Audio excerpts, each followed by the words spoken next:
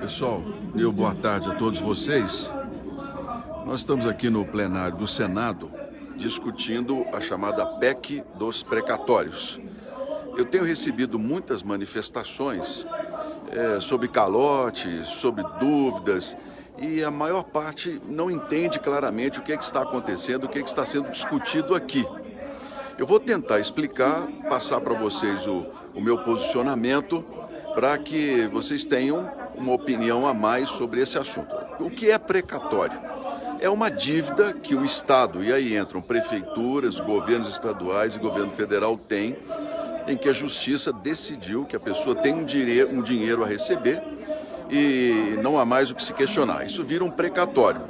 A maior parte dessas dívidas no país são dívidas até R$65 mil, que não são consideradas nem precatórios. São servidores públicos, INSS, acertos de quem se aposentou pelo Estado. Então essa é a maior parte, são valores pequenos. Mas nós temos grandes precatórios de empresas, de empreiteiras e de outras áreas que o governo tem que pagar, que somam bilhões de reais e que são corrigidos a cada ano por um índice muito superior à inflação, que tem multa, tem uma série de... Então, ao longo das décadas, os governos, tanto estaduais quanto federais, vieram rediscutindo a questão dos precatórios. Então, nós estamos aqui já trabalhando para o orçamento do ano que vem, uma nova discussão sobre esse assunto, que envolve também dinheiro para o Auxílio Brasil. Mas vamos lá. Primeiro, do estoque de precatórios que existe no Brasil, 70% deles são dos estados, 30% do governo federal, que vem sendo pagos ao longo dos últimos anos. Então, os estados têm um estoque de precatório de quase 150 bilhões de reais, e há um anúncio geral sobre o valor do suposto calote, que envolve precatórios dos governos estaduais e não do governo federal. O que o governo está propondo é uma reorganização desses pagamentos para o ano que vem, para que contabilmente não se exceda o chamado teto de gastos, o que leva às chamadas pedaladas.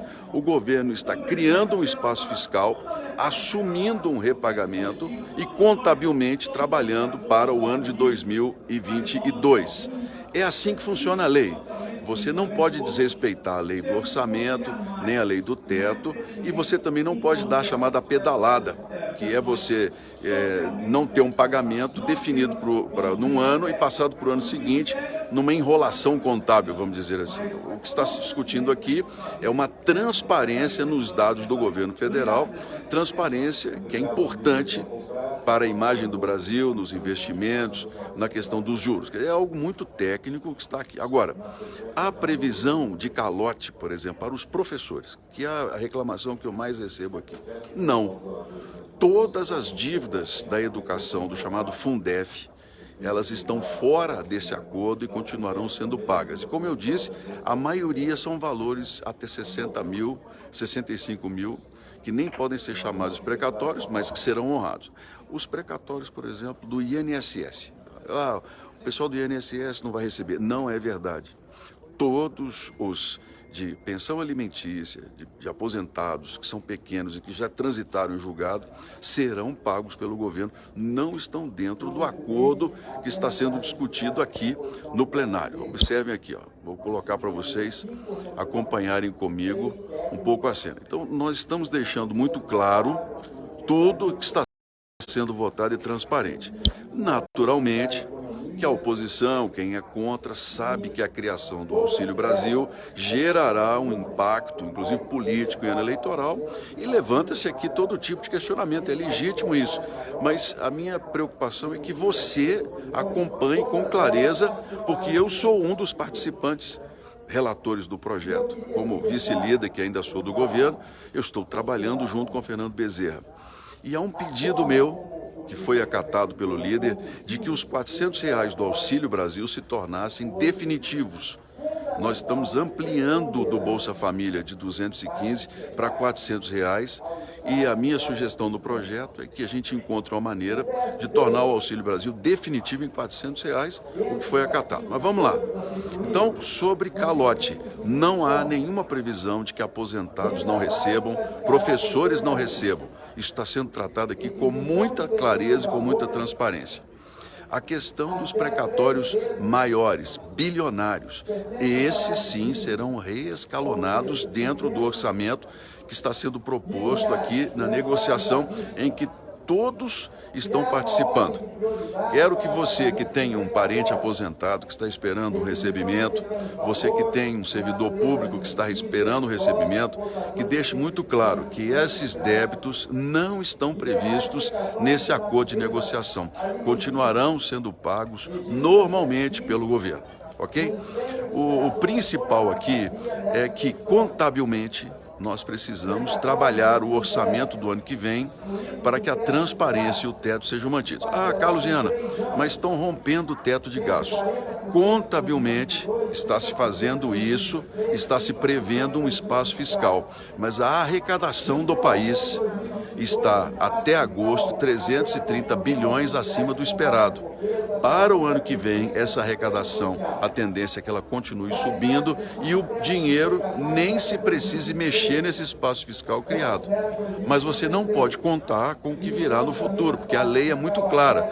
Você conta com a previsão da inflação e com os dados que são previstos para hoje. Esse é, vamos dizer assim, o grande passo. Abre-se um espaço fiscal que mexe com a questão do teto contabilmente, mas você tem a arrecadação que pode suprir e não gerar nenhum tipo de dificuldade. Ou seja, o governo terá um caixa a mais o ano que vem para poder trabalhar. Discutiu-se muito aqui sobre, além do Auxílio Brasil, a questão do incentivo à folha de pagamento.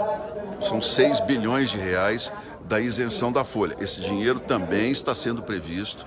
Essa isenção deverá ser mantida para que a gente não tenha as demissões todas que a própria indústria tem falado, numa espécie de chantagem.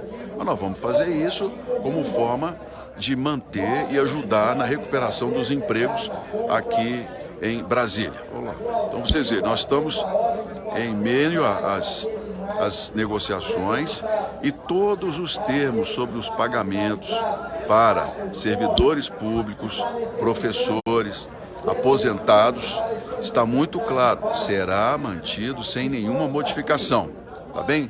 Então eu vou votar a favor da PEC, porque sou um dos correlatores dela, e em momento algum eu aceitaria que servidores aposentados, qualquer pessoa do INSS, deixasse de receber seus valores. A minha preocupação aqui é que nós tenhamos clareza e transparência no orçamento e nos dados do governo. Tá? E você que recebe o Bolsa Família, tem alguém que trabalha com você que recebe o Bolsa Família, leve a minha mensagem. Aqui um pedido meu, uma sugestão minha, é de que nós transformemos os R$ 400 do Auxílio Brasil em definitivos para todas as famílias que vêm do Bolsa Família e as que serão ampliadas em quase 8 milhões. Essa medida foi aceita, está sendo colocada aqui no orçamento e nós devemos anunciar após a votação que esse benefício virá fixo para os brasileiros que mais precisam de R$ 400. É pouco, mas é o que o país pode dar, ajudando a todos os que mais precisam. Então, a minha preocupação aqui, gente, é que vocês fiquem bem informados, né? Porque quem é contra o governo, quem é contra essa questão do Auxílio Brasil, vai falar mesmo, tem calote, tem isso. Não tem nada disso. Todos os valores pequenos estão preservados e é a minha contribuição para vocês aqui. Eu não permitiria isso em hipótese alguma sobre esse assunto, tá bem? Então, obrigado a vocês, agradeço. Está aqui, plenário do Senado, né? Hoje, na quinta-feira pela manhã, ontem aquela votação muito importante do André Mendonça, né? Uma aula de política. Enfrentamos aqui uma resistência muito forte nessa história, tá bem?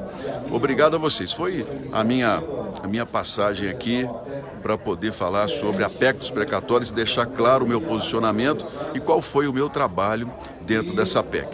Sobre a 367, está aqui a Luci Viana falando. Luci, Estive lá há poucos dias, você deve ter acompanhado, fiz uma denúncia, esse trecho interditado em Telmenar e Jacinto é de responsabilidade do governo do Estado. O governo federal tem responsabilidade em parte da 367, nós já estamos cobrando uma solução. Mas esse trecho, Almenar a Jacinto, é responsabilidade do governo do Estado. É, infelizmente, descaso do governo Zema com o Jequitinhonha, tá bom? Um grande abraço aqui, obrigado a todos e graças a Deus estamos avançando e ajudando aqui, tá bom? Espero ter ajudado a esclarecer vocês sobre essa questão da PEC dos precatórios. Fiquem com Deus, meu muito obrigado, gente.